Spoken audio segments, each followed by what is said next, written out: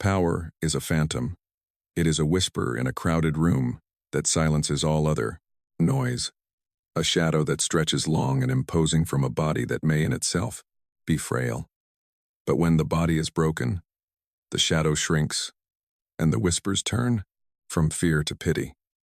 Pity is the most elegant form of degradation, a velvet glove for a hand of stone. And Victor Adler felt its suffocating weight every moment of every day. He sat in the grand lobby of the Sterling Grand, a hotel he had built with his own 2 hands, a monument to a life that no longer felt like his own. The chair, a throne of chrome and black leather, was his cage. Its wheels were his useless legs, its frame his constant, cold companion. 1 year ago, he had strode across this very floor, the polished marble reflecting a man who commanded the world. Now it reflected a broken king, a crippled lion, and the purpled gazes that fell upon him were no longer filled with awe, but with a soft, dismissive sorrow that was worse than any threat. The air, once electric with his presence, was now thick with a cloying sweetness of sympathy. The hushed conversations of the wealthy patrons, the averted eyes of his own staff, the careful wide berth they all gave his wheelchair. It was a symphony of revulsion disguised as respect. He was a ghost haunting the halls of his own empire, a relic on display. His hands, once capable of breaking a man or signing a deal worth millions, now rested inertly on the armrests, the knuckles, white, with a rage that had nowhere to go.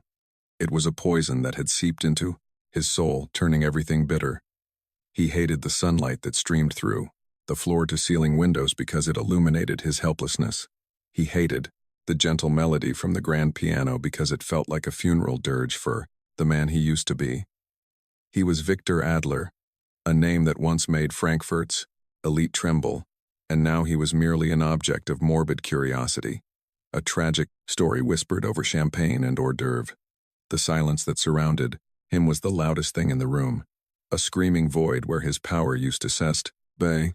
The cloying scent of expensive perfume and the sterile chill of the marble floor dissolved, replaced by the raw, bracing smell of salt and diesel. He was a boy, again, no older than 10, on his father's modest fishing trawler off the coast of the North Sea. The wood of the deck was rough and splintered beneath his bare feet, a world away from the seamless polish of his current prison. His father, a man whose face was a roadmap of sun and sea, whose hands were perpetually calloused from the nets, stood at the helm, his silhouette dark against the rising sun. Victor had been complaining, his small hands stinging from a rope burn. He had looked at the meager catch of the day, and then at the distant glittering port of Hamburg, feeling a familiar pang of shame and ambition. He had asked his father why they had to live this way, why they couldn't have the things the men in the process city had. His father had been silent for a long time, his gaze fixed on the horizon where the sea met the sky.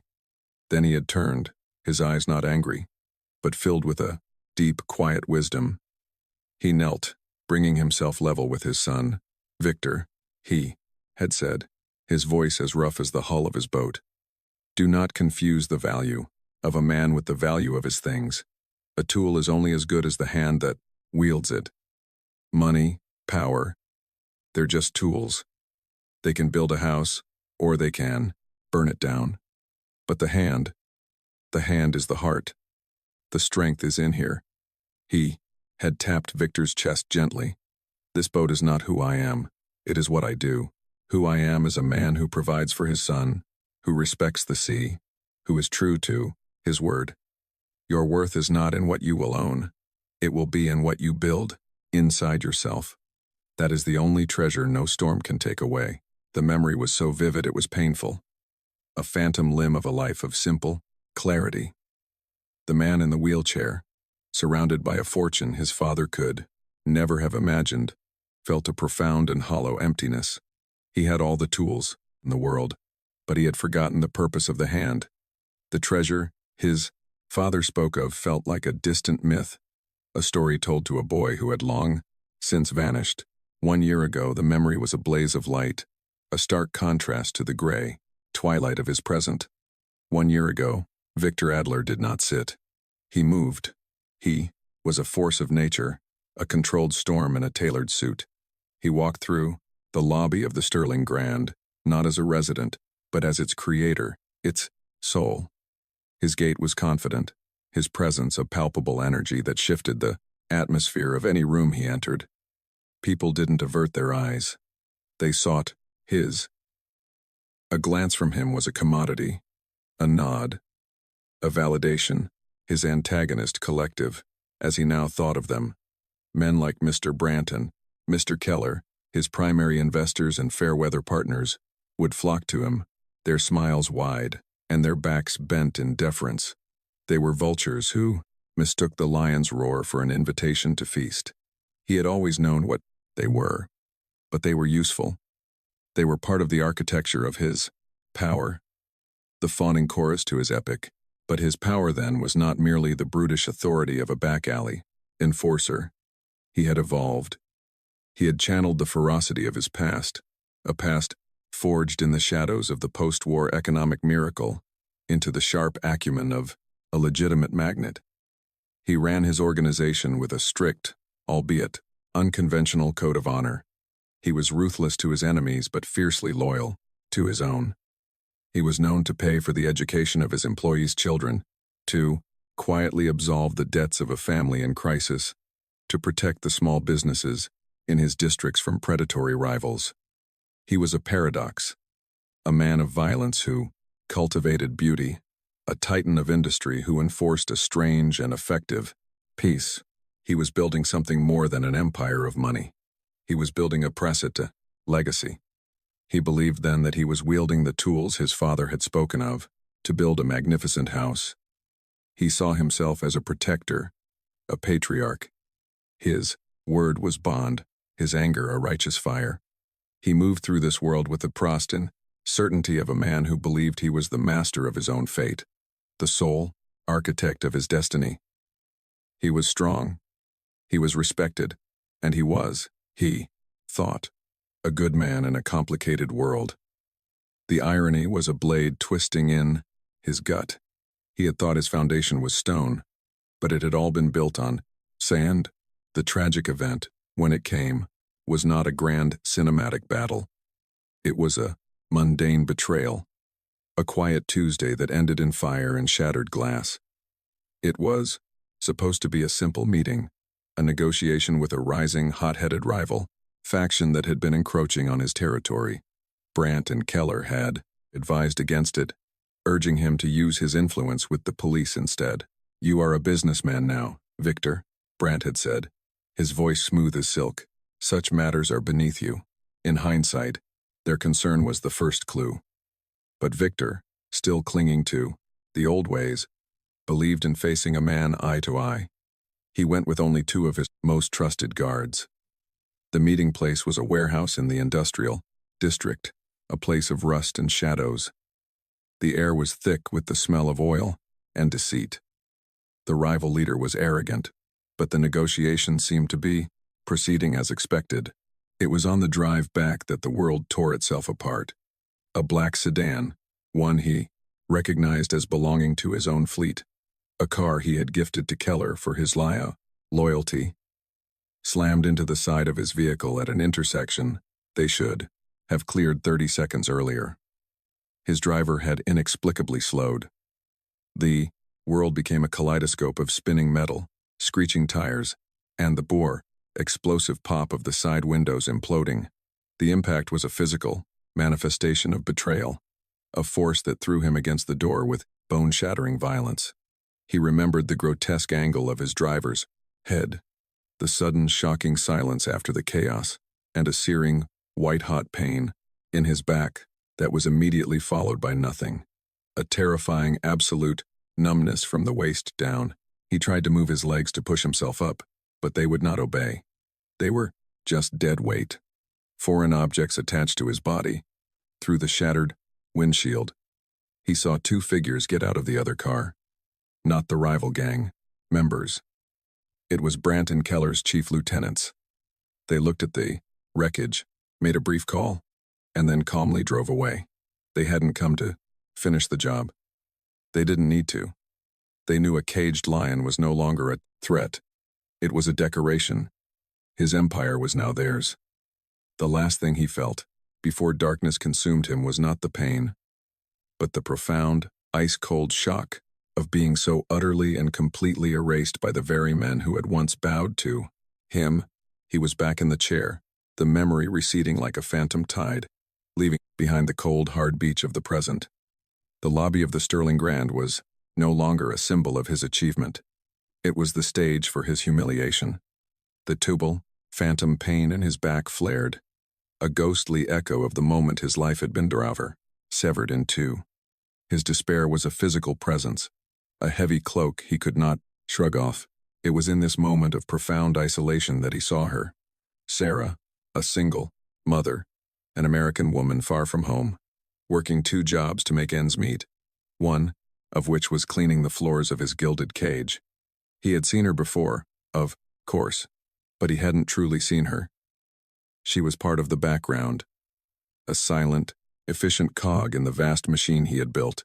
Today, however, he noticed the exhaustion etched around her eyes, the quiet dignity in the set of her shoulders as she pushed her cleaning cart.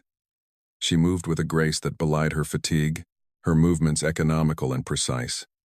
There was a strength in her he hadn't bothered to acknowledge, a resilience that made his own self-pity feel indulgent and obscene. She never looked at him with pity. She rarely looked at him at all. When she did, her eyes held a neutral, professional respect, nothing more. To her, he was not the fallen king. He was Mr. Adler, the owner of the building she cleaned.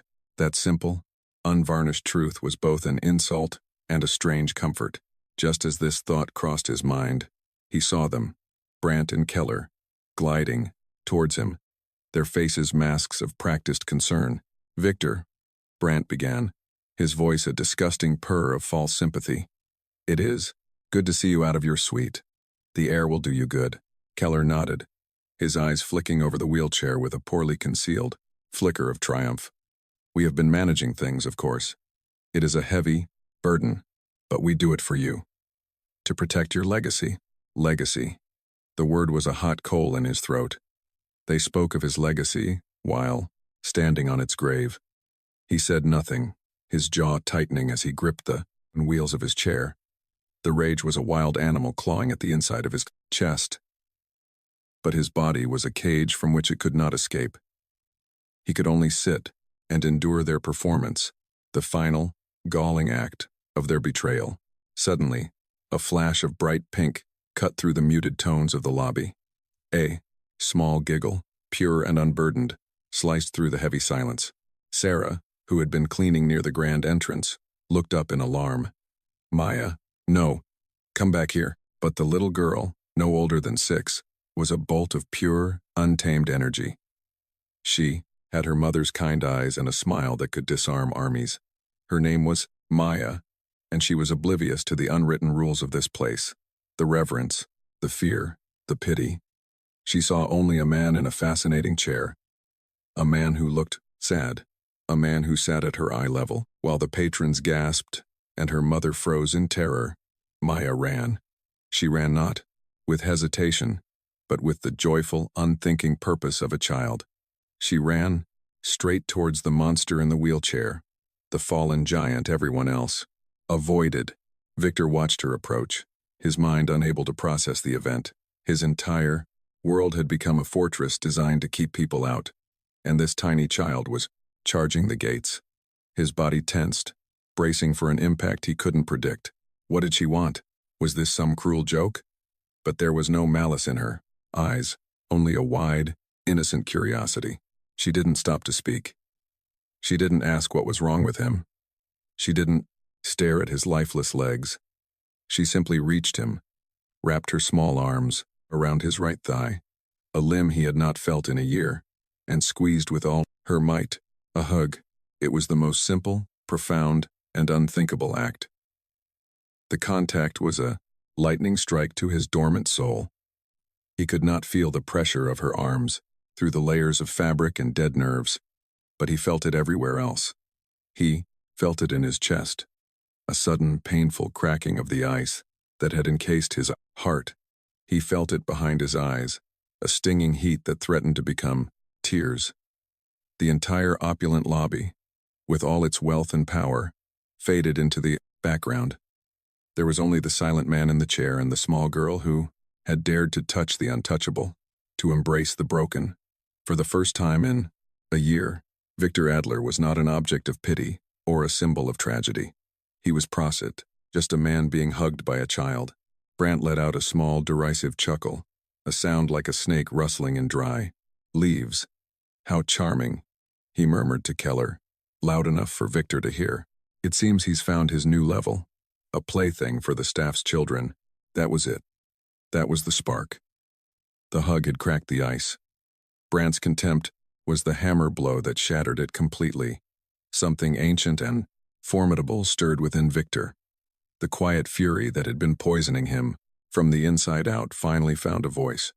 He slowly raised his head, and the gaze he fixed on Brant and Keller was not that of a broken man. It was the cold, calculating glare of the leader they had betrayed.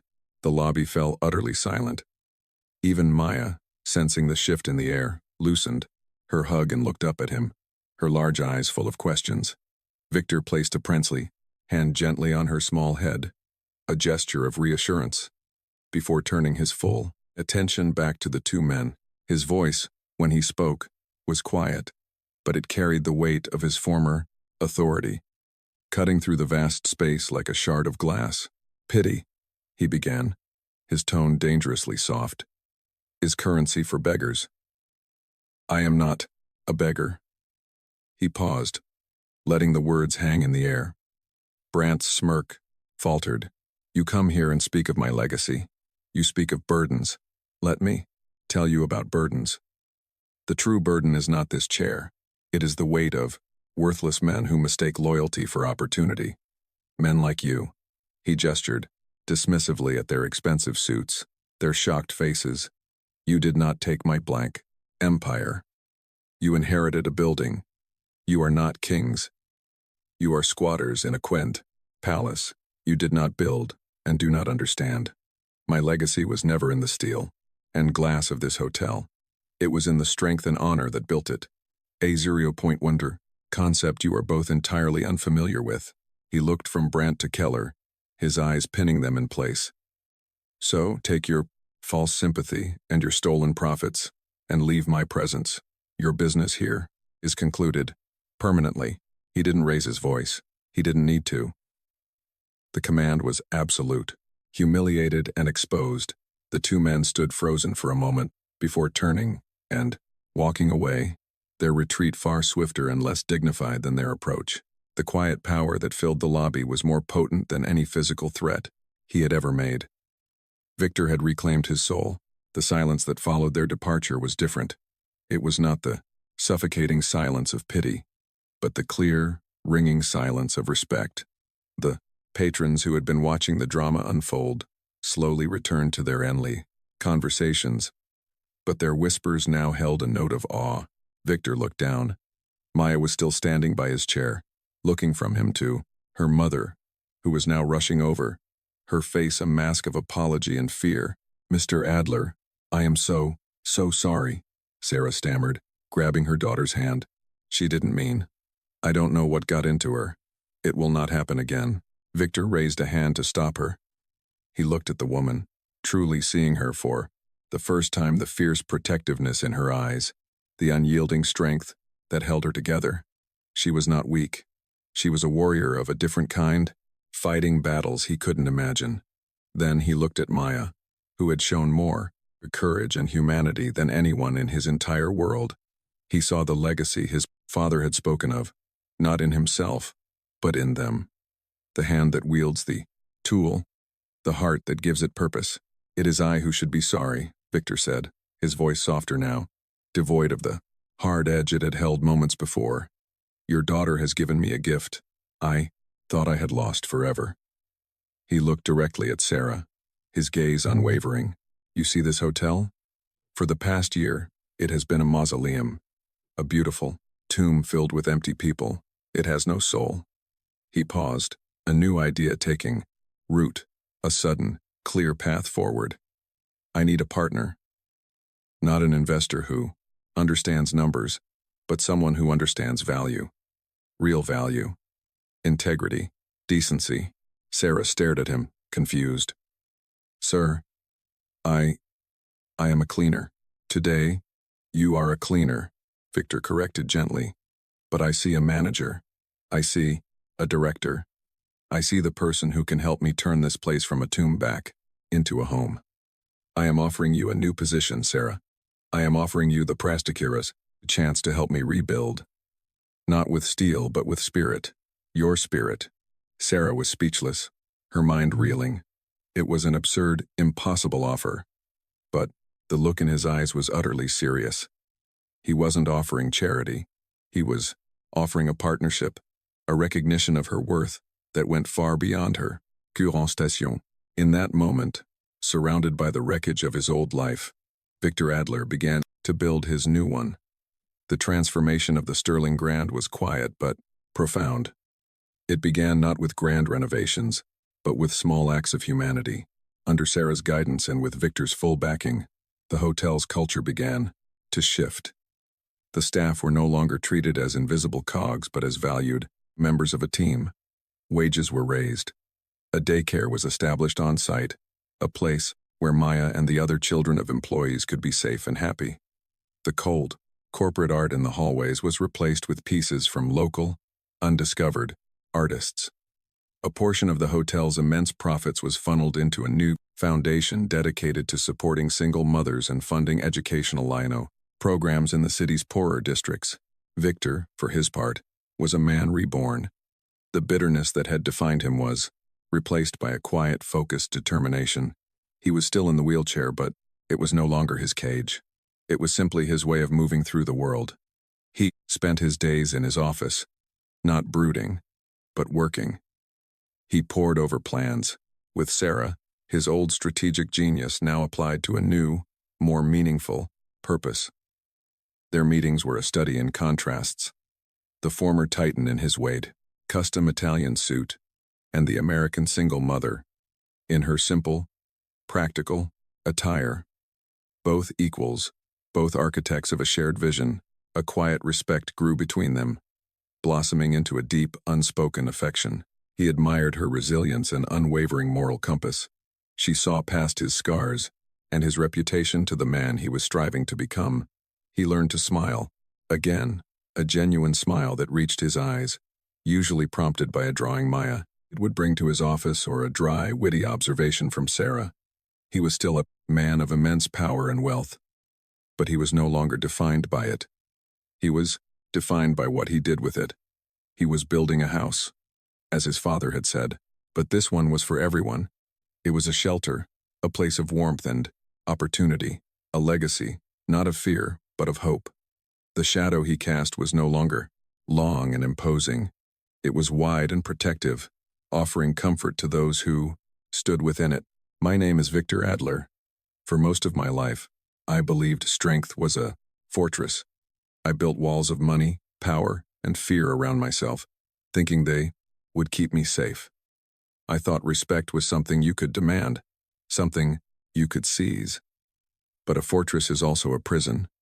When my body was broken, I discovered that my walls were not there to protect me. They were there to isolate me. I was left alone inside my own grand creation, a king with a kingdom of ghosts. The world I had built was a construction of convenience, populated by people who valued my function, not my humanity. When I could no longer function as they required, I ceased to exist. They looked at my chair and saw weakness. They looked at my stillness and saw an ending. They were wrong. My ending was my true beginning. We spend our lives chasing phantoms, status, wealth, the approval of crowds. We measure our worth by what we accumulate, by the height of the walls we build. But true strength, the kind that endures, is not a fortress. It is a bridge. It is not found in what you can take, but in what you can give. It is not measured by the fear you command, but by the love you inspire.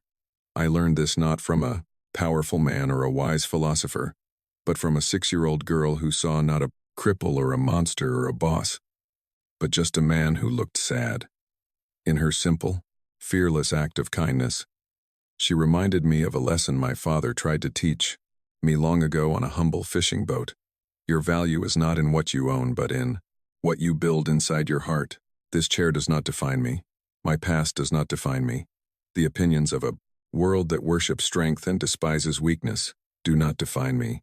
I am defined by the choices I make now. I chose to tear down my fortress and build a bridge. To all of you out there building your own walls, I ask you this. What are you protecting? And what are you keeping out? The most valuable treasures are often the ones we are too afraid to let in. Do not wait for your world to break to discover what truly matters. True power is not the ability to stand tall over others. It is the courage to kneel and help someone else up.